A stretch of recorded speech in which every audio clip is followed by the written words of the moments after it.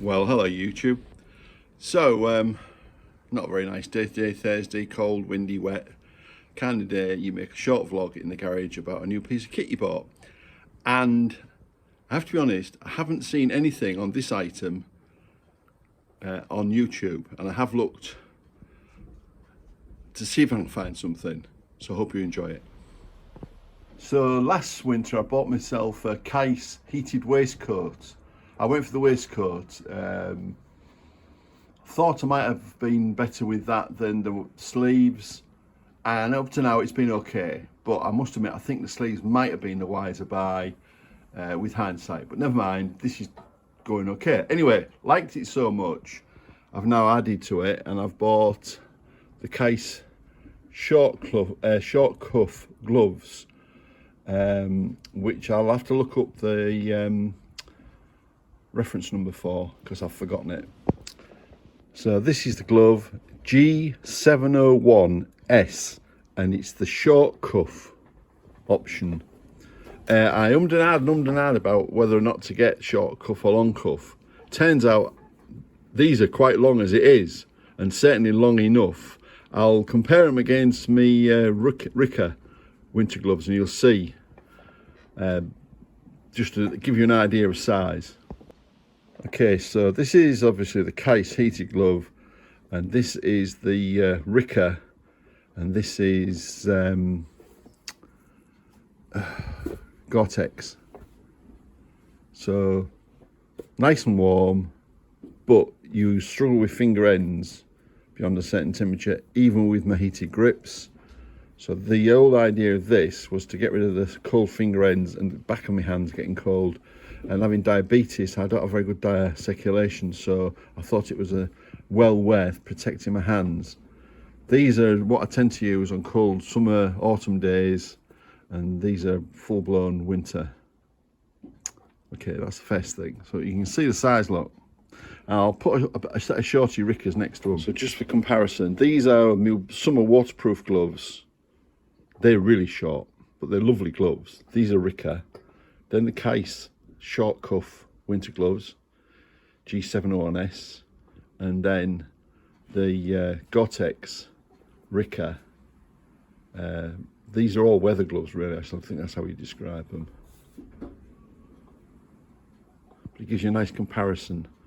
And these are classed as short cuff, and these are short cuff.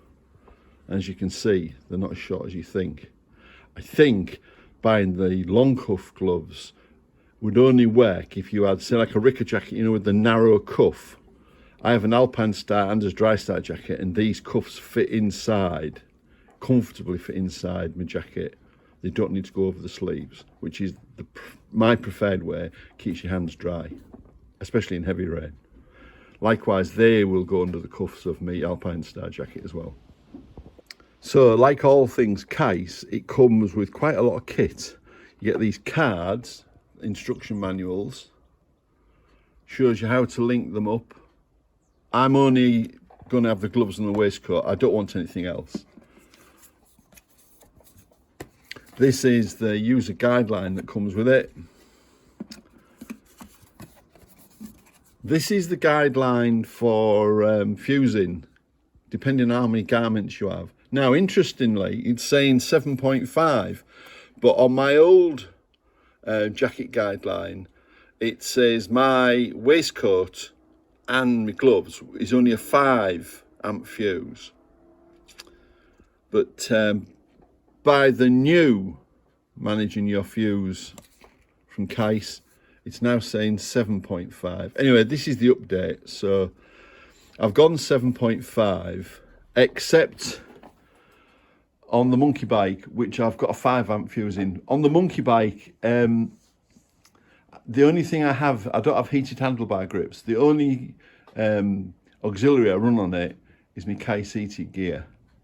It did okay with the jacket, but last year I ran it on a battery, and this year I've now got a lead, which came with the gloves.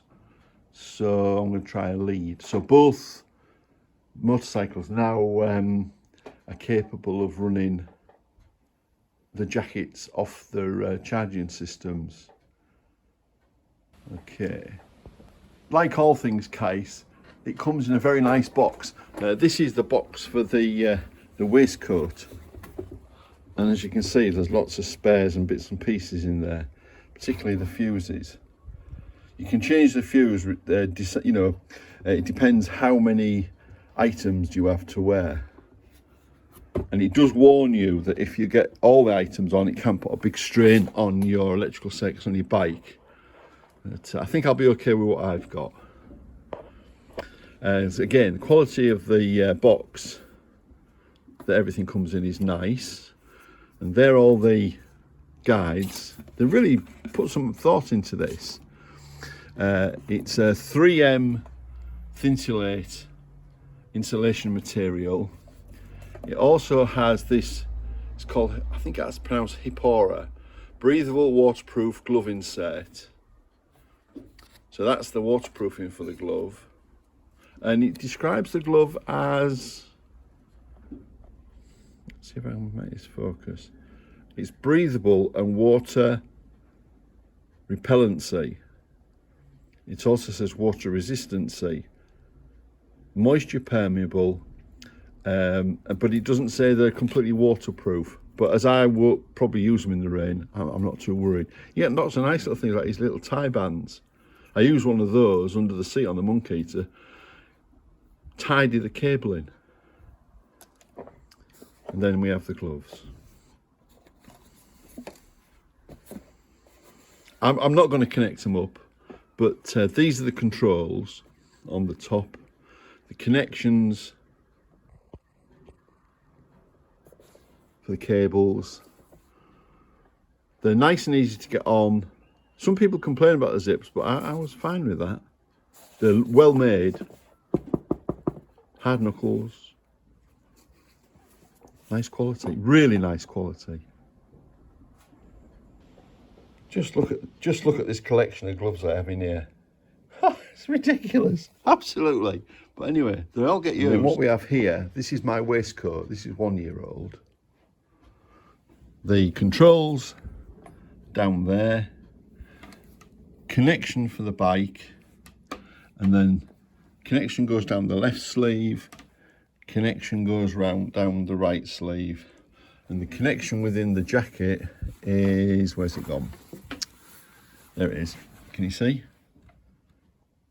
So just by the armhole. Very difficult to do this one-handed. There we go. And I just leave it plugged in. I tried putting it on and chuck